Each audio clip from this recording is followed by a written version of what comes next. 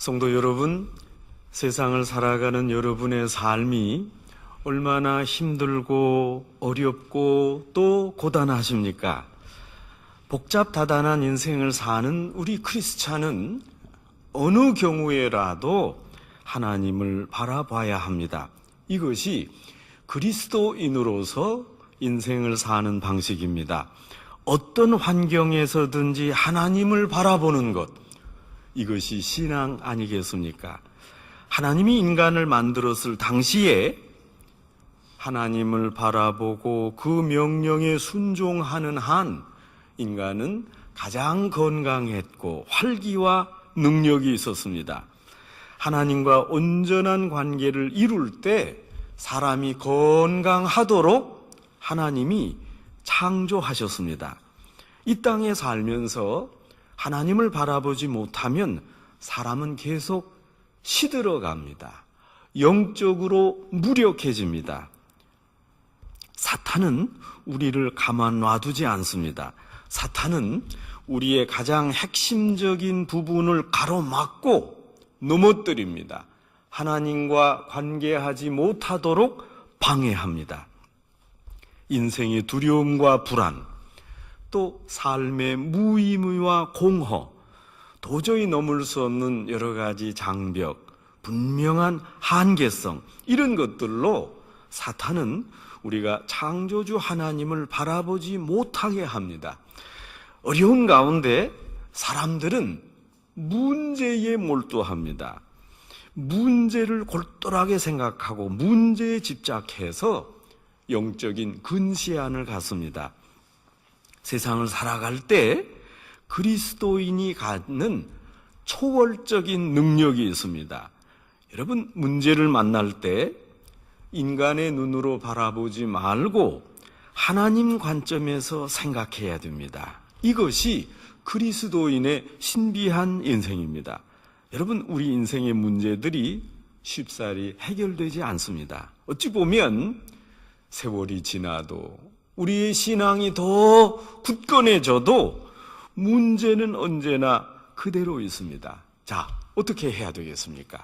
이 많은 문제들에 집착하면 인간은 문제의 밥이 되고 맙니다. 그렇다면 어떤 자세를 가져야 합니까? 우리 문제와 연약함을 그대로 다 인정해야 됩니다. 모든 연약한 것을 주님께 맡기고 그리고 하나님을 바라볼 수 있어야 합니다. 오늘 성경의 예언자 호세아는 주전 8세기경 북이스라엘 여로보암 2세가 통치하던 시대에 활동했습니다. 호세아가 외쳤던 예언 주제는 하나님의 끊임없는 사랑입니다. 비록 이스라엘 백성들이 하나님 앞에서 신앙적으로, 정치적으로, 사회적으로 큰 음행을 저질러서 범죄했지만 하나님은 선민을 포기하지 않으시고 끝까지 사랑하신다. 그 메시지를 전했습니다. 하나님의 사랑을 기억하고 그래서 이스라엘 백성이 회개하고 하나님께로 돌아오라. 이렇게 촉구한 선지자가 호세아입니다. 호세아 예언자는 이 땅의 어려움과 고난 속에 사는 동안 하나님을 바라보는데, 하나님만 주시하는데 두 가지 걸림돌이 있다고 강조했습니다. 호세아 선지자는 이 두 가지 걸림돌을 지적한 후에 즉시 이 걸림돌을 제거하고 하나님께로 돌아오라고 권면합니다. 사람이 비록 죄 중에 연약한 가운데 있지만 그 걸림돌을 제거하고 하나님께로 돌아오면 하나님이 보호하시고 소망을 주신다고 말씀합니다. 오늘 성경에 나타난 대로 하나님을 바라보는데 첫째 걸림돌은 거짓입니다. 하나님 앞에서 이스라엘 백성이 정직하지 않았습니다. 오늘 성경 호세아 11장 12절 말씀입니다. 에브라임은 거짓으로, 이스라엘 족속은 속임수로 나를 에워쌌고 유다는 하나님, 곧 신실하시고 거룩한 자에 대하여 정함이 없도다. 에브라임은 북이스라엘의 한 지파 아닙니까? 그러니까 북이스라엘을 상징적으로 표현한 것입니다. 북이스라엘이 거짓과 속임수로 하나님을 애워쌌습니다. 북이스라엘 백성들의 종교 행위는 거짓이었습니다. 하나님 앞에 가서 제물을 바치고 제사만 드렸지 실제는 불신앙인으로 살았습니다. 이스라엘 사람들이 매 절기와 안식일에 하나님께 나와 제사를 드렸지만 그 행위가 하나님 보시기에 거짓이었습니다. 제사장은 하나님을 섬기면서 좋은 물건을 훔쳤습니다. 율법사들은 율법을 빙자해서 가난한 자를 약탈하고 힘없는 자를 압박했습니다. 호세아 선지자는 오늘 성경에서 북이스라엘의 총체적인 부패를 지적합니다. 자, 그러면 남유다는 어땠습니까? 남유다, 북이스라엘과 별로 다를 게 없었습니다. 오늘 성경에 보면 남유다는 정함이 없도다 했습니다. 이 정함이 없도다라고 번역된 히브리어 라드는 어슬렁거리다, 영적으로 방황하며 서성거리다, 그런 의미입니다. 그러니까 정하지 않고 이렇게 저렇게 방황하는 것입니다. 유다 백성은 이것도 아니고 저것도 아니었습니다. 물질만 추구하지도 않았고 그렇다고 믿음만 따르지도 않았습니다. 신앙인도 아니요, 비신앙인도 아니었습니다. 하나님을 신봉하지도 않았지만 또한 배척하지도 않았습니다. 목사도 아니었지만 사이비도 아니었습니다. 교인도 아니요, 비교인도 아니었습니다. 그러니까 내가 이것이다 정하지도 않고 저것이다 정하지도 않은 채로 온전한 하나님의 사람이 아니었습니다. 예배는 나왔지만 열정이 없었습니다. 하나님을 향한 간절한 바람이 없었고 소망도 없었습니다.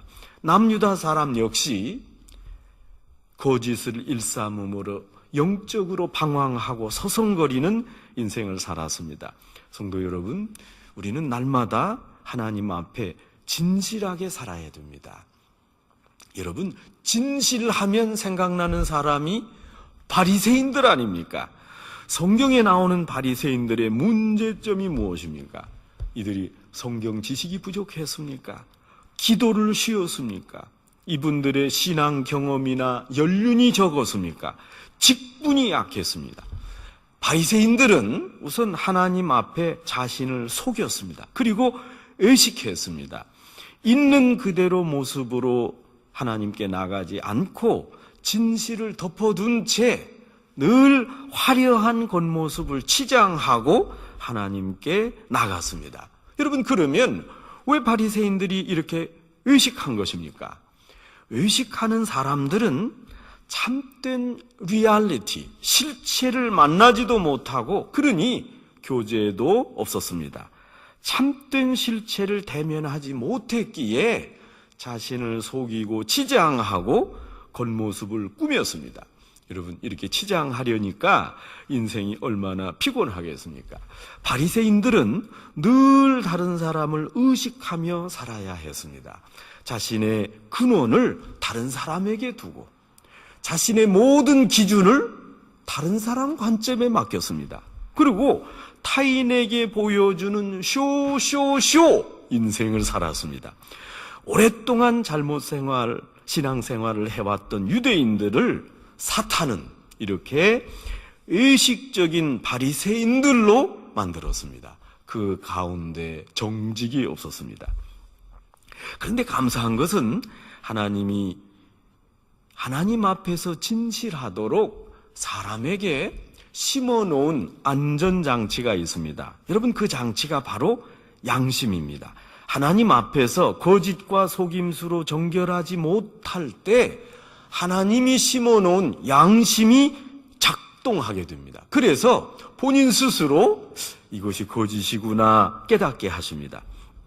그러나 양심 자체가 우리의 표징이 되지 못합니다. 양심이 기준이 아닙니다. 왜냐하면 문화적 기준이 다르기 때문에 그렇습니다. 자, 그러면 양심의 역할이 무엇입니까? 양심은 기준을 알려줍니다. 신앙인의 양심이 활동하도록 기준을 주셨는데 그 기준이 바로 하나님 말씀입니다. 양심이 예리하게 살아있기 위해서 우리는 늘 하나님의 말씀을 붙들어야 합니다. 말씀을 알고 말씀을 기억해야 됩니다. 여러분, 말씀을 암송하고 말씀을 삶으로 실천해야 됩니다. 말씀으로 무장하면 할수록 양심이 생활 속에서 점점 살아나게 됩니다. 이것을 성경 전체에서는 선한 양심이라고 말합니다. 여러분, 양심에는 악한 양심도 있고 화인 맞은 양심도 있습니다. 양심으로서 기능을 다 못하는 무력한 양심도 있습니다. 저는 고난 중에 있는 성도들을 만날 때 매우 안타깝습니다. 신자들이 인생의 깊은 터널을 통과할 때, 이렇게 어려운 시간을 만날 때 하나님이 주시는 말씀을 부여잡고 가야 되지 않겠습니까? 말씀이 있어야 합니다. 그런데 말씀이 떠오르지 않습니다. 이 어려운 시절에 하나님이 내게 주시는 말씀이 기억나지 않습니다. 말씀을 읽지 않았으니까 떠오르는 말씀이 없고 그 삶을 바라보고 해석할 기준이 없습니다. 깨닫고 결단하고 부여잡고 살아가야 할 그 말씀이 우리에게 필요합니다. 말씀이 입술에서 고백으로 나오지 못합니다. 이러면 이것이 문제입니다. 그래서 여러분, 우리 주위에 늘 말씀이 풍성해야 됩니다. 하나님의 말씀이 살아 움직이면 사람의 양심이 늘 작동합니다. 그 양심이 또 하나님의 말씀을 인도합니다. 로마서 9장 2절 말씀입니다. 내 양심이 성령 안에서 나와 더불어 증언하노라. 바울의 마음이 고통이었습니다. 살아계신 하나님의 말씀을 좀 이스라엘 동족이 들으면 좋겠는데, 이 복음을 들으면 좋겠는데 듣지 않습니다. 그것이 늘 마음의 부담이었습니다. 결국 바울의 거룩한 부담이 사명으로 전환되었습니다.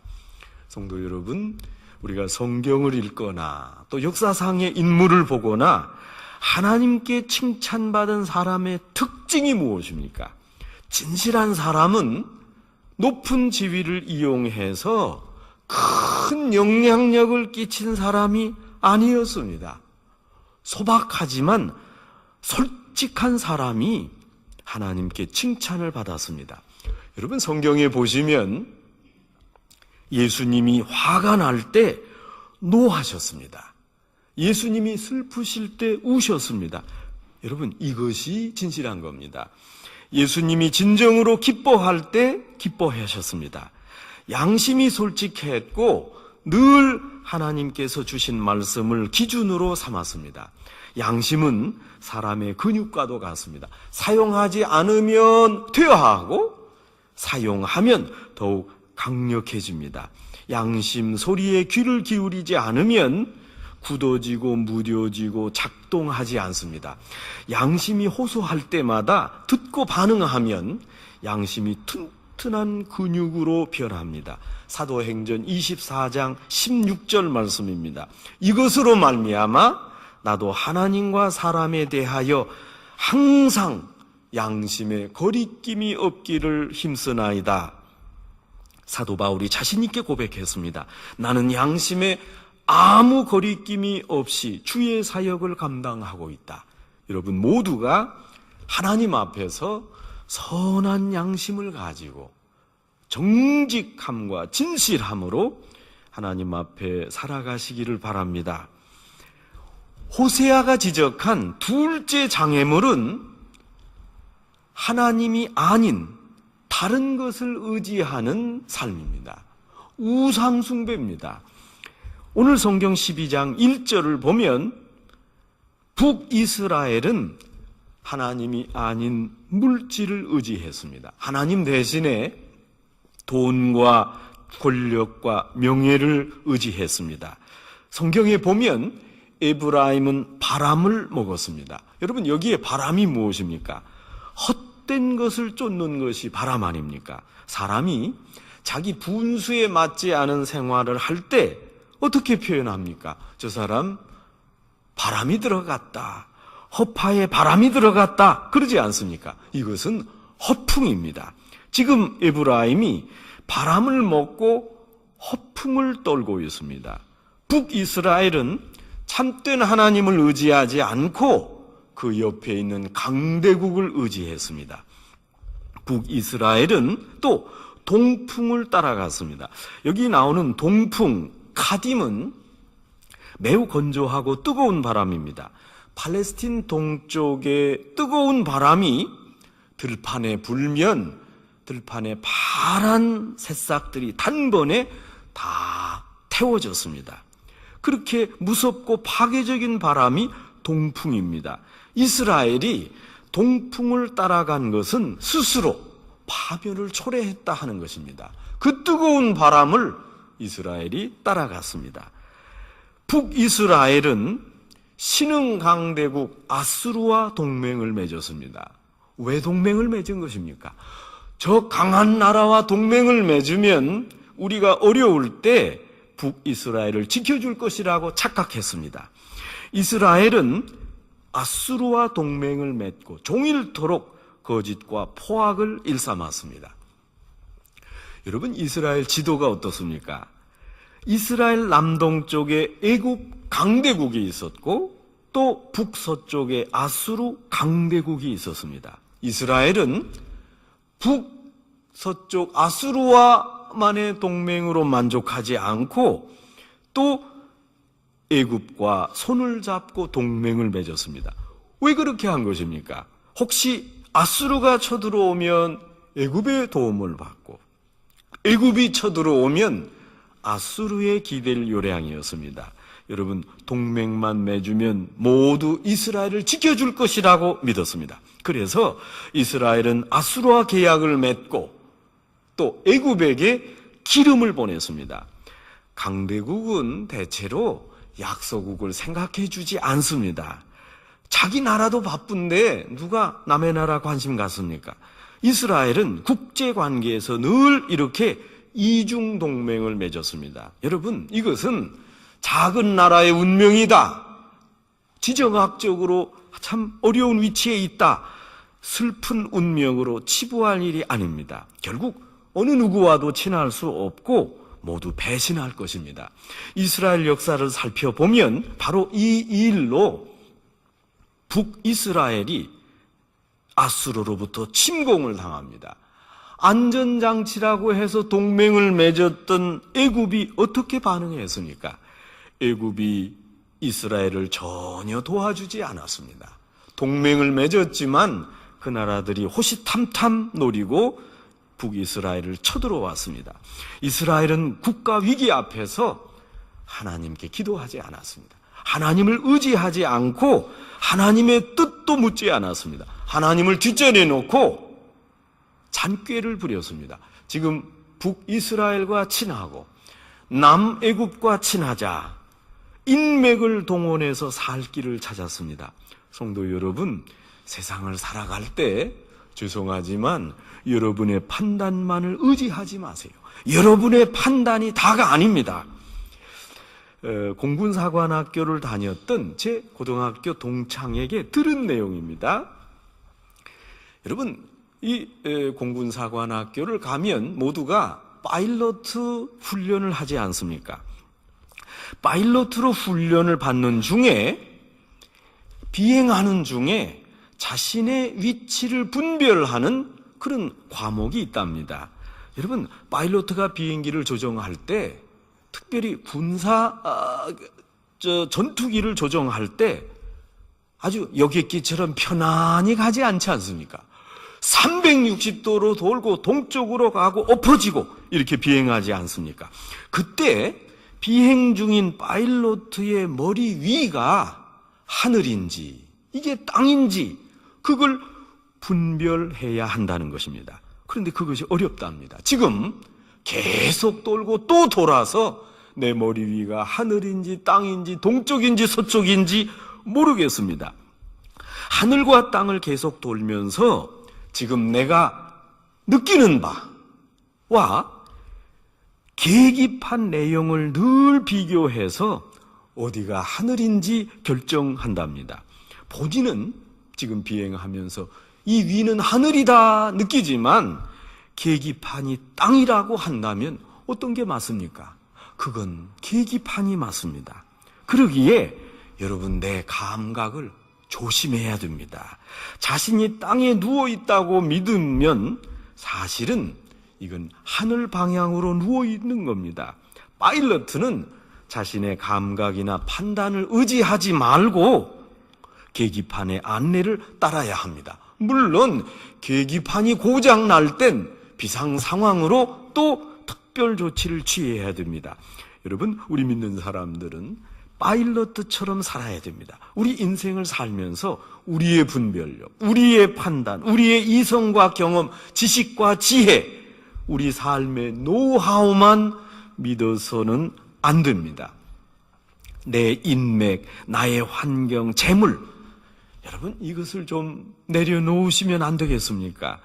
내 주장으로만 살다가 인생에서 넘어집니다. 내 기준이 아니라 하나님이 주시는 계기판을 보고 믿어야 됩니다. 늘 하나님 말씀을 의지하고 하나님 약속을 기준 삼고 우리가 붙들고 있는 것을 과감하게 내려놓을 수 있어야 됩니다. 우리가 움켜쥔 거 다 내려놓고 이제 하나님 명령을 따라야 하겠습니다. 내가 추구하는 가치관, 하나님보다 우선되면 안 됩니다. 여러분, 돈이 가짜 하나님이 되고 자녀가 가짜 하나님이 되면 이게 바로 우상입니다.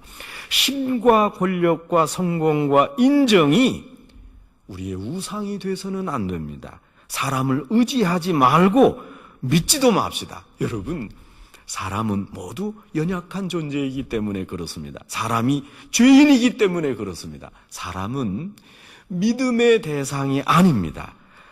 여러분, 자녀와 부모는 결코 의지할 대상이 아닙니다. 그저 사랑만 하시기 바랍니다. 하나님께서 우리를 그냥 믿고 받아주셨듯이 모든 사람은 사랑의 대상일 뿐입니다. 사람을 믿고 이럴 수가 있느냐? 여러분, 그것은 어리석은 일입니다. 하나님만 배신하지 않습니다. 하나님만 신실하십니다. 그러기에 이제부터 나는 사람을 사랑만 하겠다, 믿는 대상으로 하지 않겠다, 그것이 필요합니다. 성도 여러분, 세상을 살아갈 때 떡을 의지하지 맙시다. 성경에 나오는 떡이 무엇입니까? 떡은 재물입니다.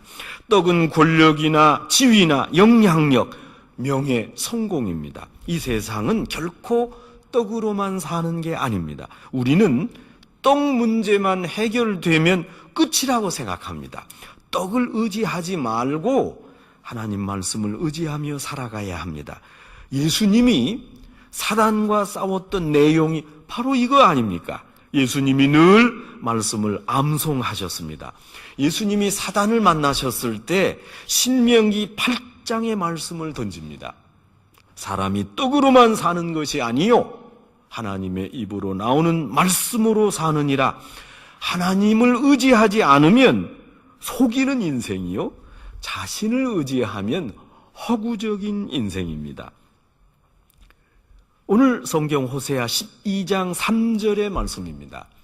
여러분, 이런 대표적인 인생, 우상을 의지하고 하나님을 의지하지 않았던 대표적인 사람 야곱을 호세아 선지자가 소개합니다.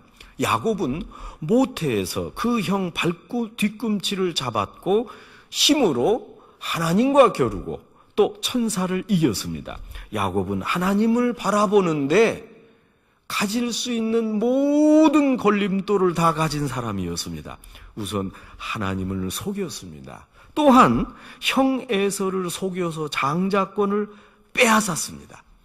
여러분, 성경에 보면 하나님은 분명히 야곱을 축복해 주신다고 약속해 주셨습니다. 그런데도 야곱은 형을 속여 장자 축복권을 빼앗았습니다. 여러분, 가령 야곱이 하나님의 말씀을 믿고 약속을 근거로 하나님의 때와 방법을 기다리면 하나님이 축복해 주시지 않았겠습니까? 그런데 야곱은 그 새를 못 참고 형을 속였고 하나님 앞에서도 꼼수를 내세웠습니다. 야곱은 자신만이 가진 정답을 가지고 인생을 살았습니다. 엉망으로 살았습니다. 자신의 정답이 인생 지름길이라고 생각했습니다. 지름길로 간다고 믿었던 야곱은 형을 속이고 외삼촌 라반의 집으로 도망갔습니다. 여러분, 창세기 28장에 보면 어머니 리브가가 야곱에게 이렇게 말합니다. 내 형 분노가 풀리기까지 몇 날 동안만 삼촌 집에 가 있어라. 여러분, 이 몇 날이 나중에 20년이 되었습니다. 이게 지름길입니까? 야곱이 진실했다면, 허상을 믿지 않았다면 더 빨리 돌아왔을 것입니다. 야곱이 가진 정답, 절대로 지름길이 아니었습니다.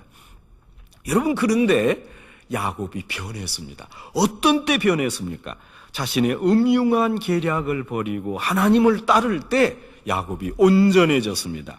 4절에 야곱이 천사와 겨루어 간구했으며 진심으로 눈물을 흘렸습니다. 야곱이 진실로 참회했습니다. 애통했습니다. 하나님, 이제 저는 제 힘으로 살 수 없습니다. 앞으로 속이며 거짓으로 살지 않겠습니다. 천한 알량한 제 지혜로 살지 않겠습니다. 세상을 의지하지도 않고 사람을 믿지도 않겠습니다. 야곱은 울면서 하나님 앞에 매달렸습니다. 눈물을 흘리고 애통할 때 사람이 진실해집니다. 이렇게 회개하고 난 후 야곱에게 새로운 길이 열렸습니다. 오늘 6절 말씀처럼 호세아 선지자가 강조합니다. 이스라엘 백성들이 진정으로 하나님 앞에 돌아와서 애통하고 참회하고 거짓을 버리라, 그렇게 강조합니다. 제발 인애와 정의를 지키고 하나님만 바라보라, 세상을 의지하지 말라, 호세아 선지자가 외치고 있습니다. 성도 여러분, 하나님은 우리에게 인생을 주셨습니다. 주신 인생을 살아갈 때 동풍을 의지하지도 말고 우상을 만들어 받들지도 맙시다. 오늘 호세아 선지자가 경고한 대로 우리 인생에서 만나는 두 가지 걸림돌, 거짓과 모든 잘못된 우상을 제거합시다. 하나님 앞에 진실하고 하나님만 의지하며 삽시다. 하나님이 우리를 지켜주실 것입니다. 하나님이 소망을 주십니다. 온전히 진실하고 소망 중에 하나님만 바라보고 어렵지만 담대히 살아가는, 그래서 하나님이 인도하는 인생의 지름길로 향하는 성도 여러분 되시기를 주님의 이름으로 축원합니다. 기도하겠습니다.